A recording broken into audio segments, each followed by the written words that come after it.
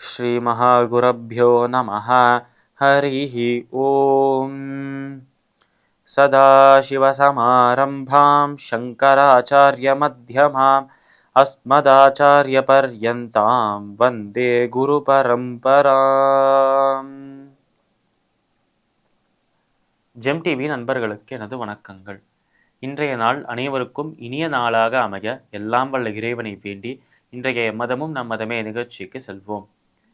இன்னைக்கு நம்ம ஸ்ரீமத் பகவத்கீதையிலேருந்து ஒரு ஸ்லோகத்தை விரிவான விளக்கத்துடன் பார்ப்போம்.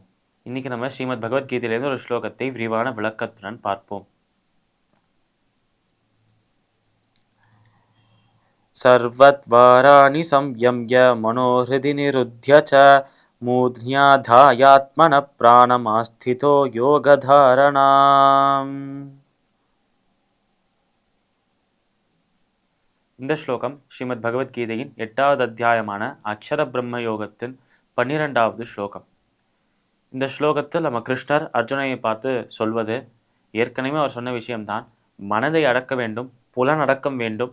இப்படி மன அடக்கமும் புலனடக்கமும் இருந்தது என்றால், இந்த மாதிரி நம்ம கட்டுப்பாட்டுக்குள்ள நம்ம உடலை நம்மை கட்டுப்பாட்டுக்குள்ள வைத்திருந்தோம் என்றால், அந்த கட்டுப்பாடே நம்ம இறைவனிடம் சென்று அந்த இறைவனிடம் சேர்வதற்கான அந்த வழியை காட்டும் என்று சொன்னார் நம்ம கிருஷ்ணர். அதுதான் ஆத்ம சம்யம யோகம் என்று சொன்னார் நம்மளோட கிருஷ்ணர். தன்னைத்தானே ஒருத்தர் கட்டுப்படுத்தி கொண்டால், யாரோட உதவியும் இல்லாமல் தன்னைத்தானே கட்டுப்படுத்தி கொண்டு, தன்னோட உணர்வுகளை கட்டுப்படுத்தி கொண்டு அந்த இறைவனை சென்று அடையணும் என்ற ஒற்றை நோக்கத்தோடு இருக்கும் நபருக்கு நிச்சயமாக அந்த முக்தி கிடைக்கும் என்று சொல்றார் நம்ம கிருஷ்ணர். அதையே மீண்டும் ஒரு முறை இங்கே ஒரு அழகான சொற்களை பயன்படுத்தி அவர் சொல்றார். அதாவது யாரொருவர் தனக்கு மனதுக்குள்ள இருக்கும் எழுச்சிகள், அதாவது அது காமமாக இருக்கட்டும், குரோதமாக இருக்கட்டும், லோபம், மோகம், மதம், ஆத்சரியம், இந்த 6 கெட்ட குணங்களை நம்ம ஏற்கனவே பார்த்திருக்கோம். 6 எதிரிகளை ஏற்கனவே பார்த்திருக்கோம். இப்படி இருக்கும் இந்த 6 எதிரிகள் நம்ம மனதுக்குள்ள இருக்கும் ஆசை, கோபம், பொறாமை, இந்த மாதிரி மற்றவாளை கண்டா ஒரு வெறுப்பு, இந்த மாதிரி கெட்ட குணங்கள், தீய குணங்கள் மனதுக்குள்ள அதிகமாக ஒரு மாசாக இருக்கு. அதாவது மனதுக்குள்ள ஒரு ஒரு குப்பையாக இருக்கு என்றே வைத்துக்கொள்ளலாம். அப்படி மனதுக்குள்ள இருக்கும் இந்த அழுக்கு, மனதுக்குள்ள இருக்கும் இந்த குப்பையை சுத்தம் செய்து அந்த சுத்தமான இடத்தில் அந்த இறைவனின் ஆலயத்தை அமைக்க வேண்டும் என்பதுதான் இந்த முழு பகவத்கீதையின் கருத்தாகவே இருக்கு. அப்படி மனதை சுத்தம் செய்து அதில் இறைவனை அமரச் செய்ய வேண்டும், அவரை மனதுக்குள்ளே இருக்கும் அந்த இறைவனை வணங்க வேண்டும் என்றால் அதற்கு முதலில் மனதை சுத்தம் செய்ய வேண்டும். அதற்கு தான் புலனடக்கம் தேவை, மன அடக்கம் தேவை. மனதுக்குள்ள வரும் உணர்வுகள், உணர்ச்சிகளை கட்டுப்படுத்த வேண்டும். நம் மனதுக்குள்ள வரும் அந்த உணர்ச்சி அலைகளை சாந்தம் செய்ய வேண்டும்.